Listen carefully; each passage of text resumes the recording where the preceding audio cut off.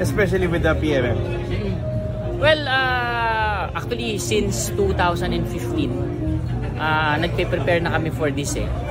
If you recall, I think 2015, 16, and 17, we created the Sofitel Manila Half Marathon. During that time, marathoner, hindi pa sila ready. So very few runners can only run the marathon. For this time, for this year, and since yung build up nga na nabanggit mo from last year, we truly believe that our running community is now ready for a marathon races.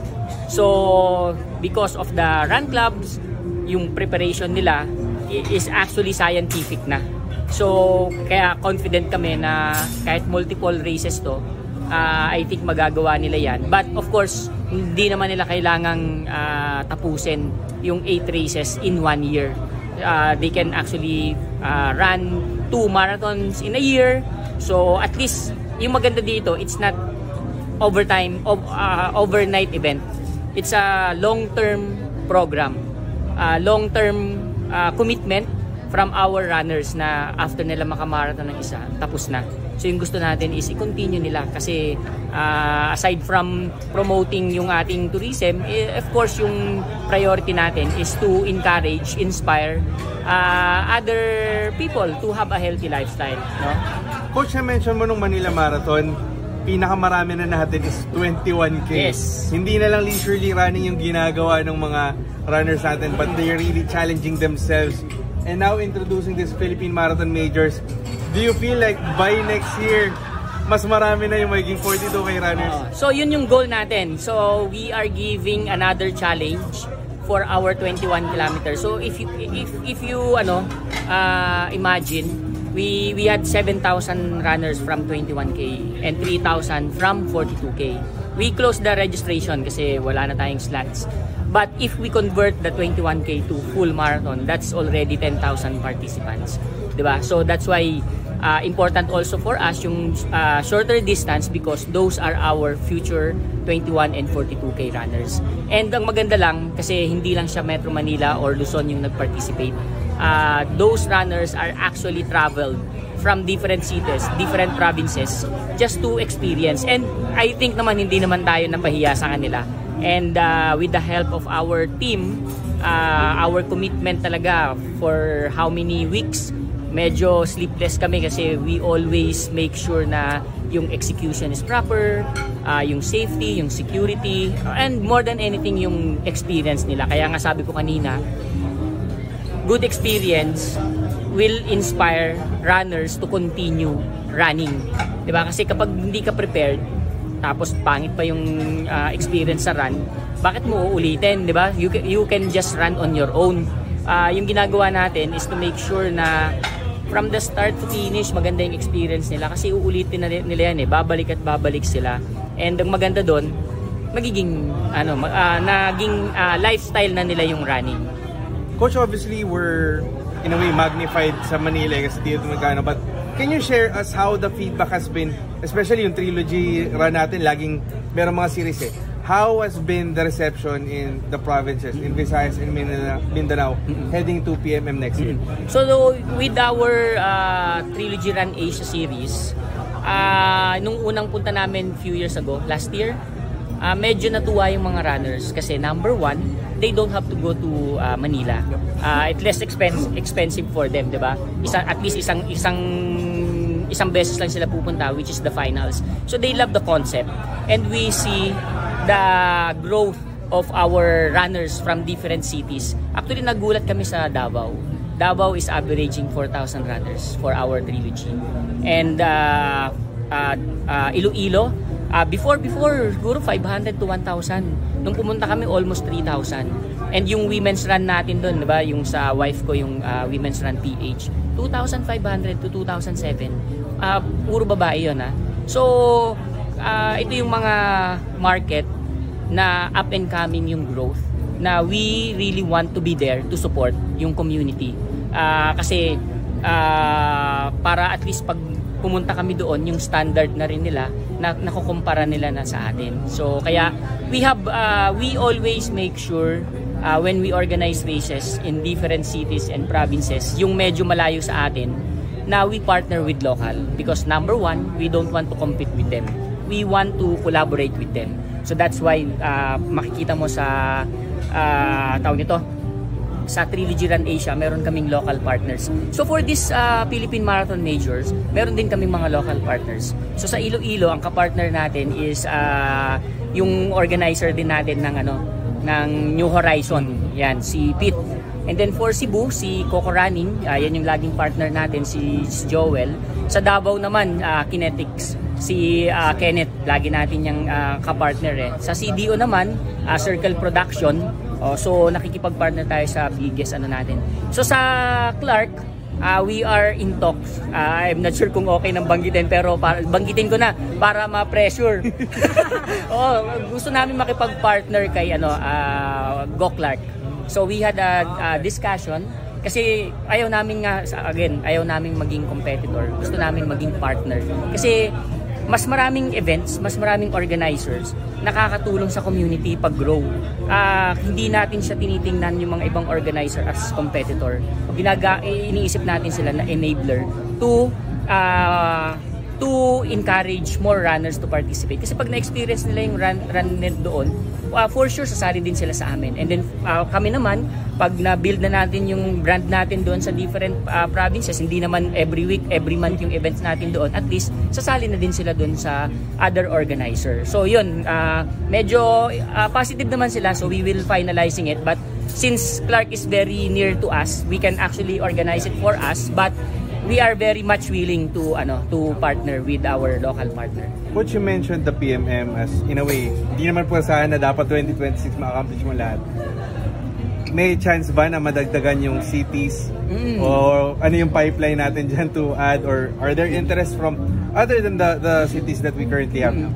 So meron namang, I think nahihiya pa sila na mag-reach out.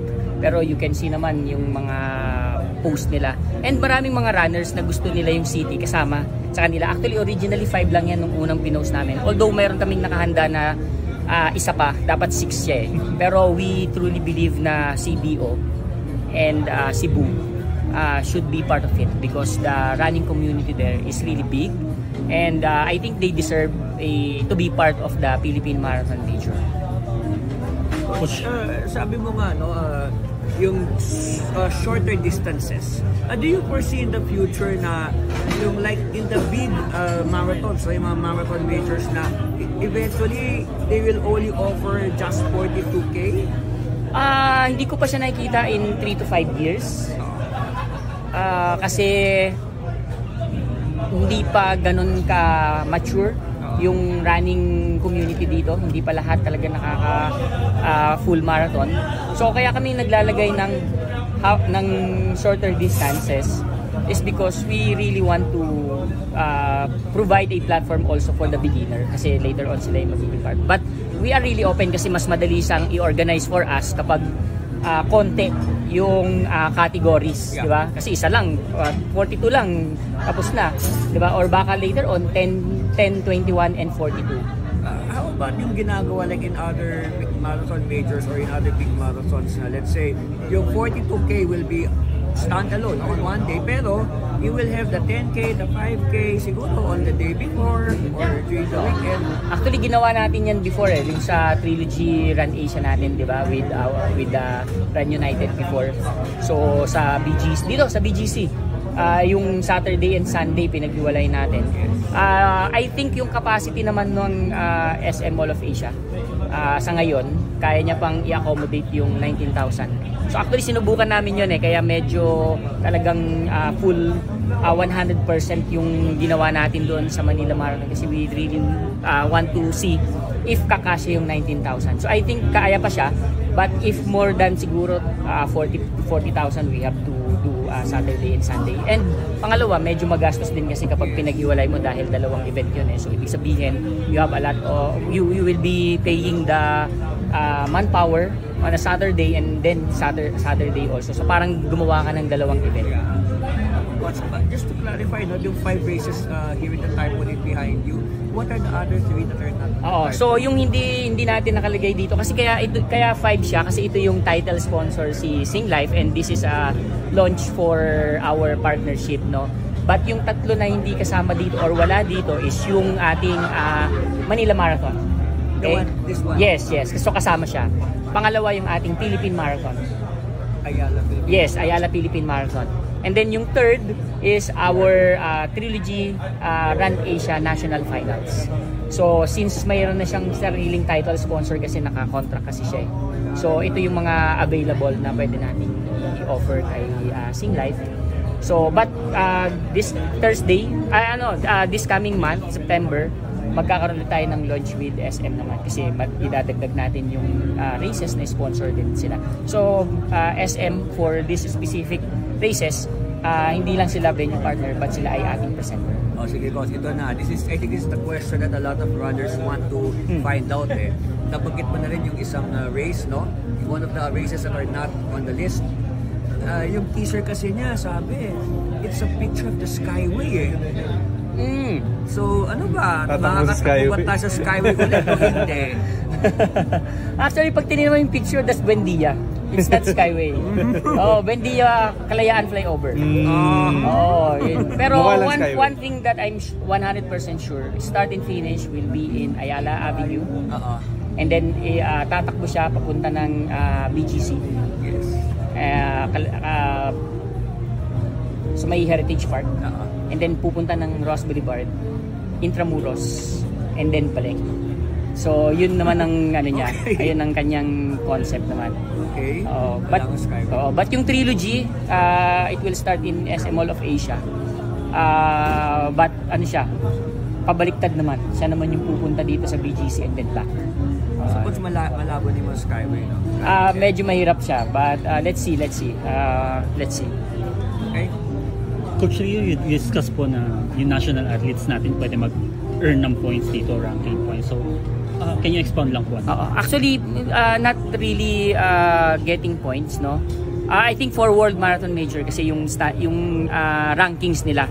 But ang ibig kong sabihin kanina is yung mga national athlete natin, if they join here, they will have a chance na i-represent nila yung Philippines if makuha yung standard ng SEA Games or other international races na i-represent nila yung Philippines. And also, parang ito rin yung magiging trials ng Philippines for the prospect na maging national athlete. Like for example, if yung runner tumakbo dito and may potential na medyo na-reach niya yung standard ng national team, so si Patafa, i-identify niya. So pwedeng i-recommend ng coach yun since itong race na to ay certified siya. And then again, since certified siya ng World Athletics, base kay Patafa, no, na siya ay qualifying for World Marathon Major. And then yung special arrangement na lang namin with TCS Sydney Marathon na meron akong 300 guaranteed slots yearly for 10 years, no, na pwede nating i-avail. Actually for Southeast Asia siya, but of course I'm Filipino, so we will prioritizing our runners from Philippines, but it will also opportunity for other runners from different countries to visit Philippines to earn the guaranteed slots, diba? So parang pag nakita nila, let's say kasi napo-foresee natin na ang Sydney Marathon for next coming years, it will be really hard to get a slot from lottery and other options. So that's why we are very lucky to get 300 slots because that's another option for them to get a guaranteed slots. But again, hindi siya free ha. Just to clarify yung ating mga viewers, you have to pay the registration fee and yung accommodation and airfare. So, we are just offering the guaranteed slots. So to be clear, Coach, no, meron Patafa officials that will supervise this match? Yes. Pasama siya sa standard nila. And sinusukat talaga siya. Actually, yung Manila Marathon, they already measured it last December during the TRA National Finals. So since there's a lot of constructions and movement sa route natin, lalo na sa Intramuros, yung ilalim kasi ng Intramuros Binondo Bridge, dati diretso ka nun eh. So ngayon ano na siya nag-iba yung route. So we have to remeasure again. So we are willing to invest kasi siyempre may cost siya eh. Papadala mo dito yung mag-measure, yung talent fee niya, yung accommodation, airfare, and of course kailangan mong magbayad ng fees for the certification. But that one is very small for us because of the benefits na mapuprovide natin sa mga runners natin. So we really want to uplift the standard of running in the Philippines. I know hindi ko kaya yan mag-isa.